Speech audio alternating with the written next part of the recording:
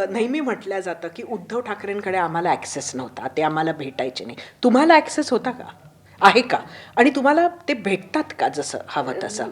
त्याची काय होतं माहिती आहे का, की मी एकतर पुण्यात राहते.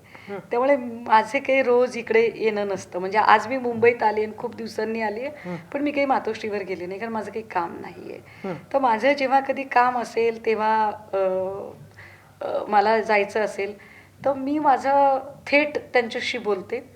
मी अजून तरी कधीच सचिवांना वगैरे मेसेज खरंच टाकले नाहीत ऑनेस्टली. मी कधीही कुठल्याही सचिवांना मेसेज टाकला नाही किंवा मी कोणाकडेही वेळ मागितला नाही.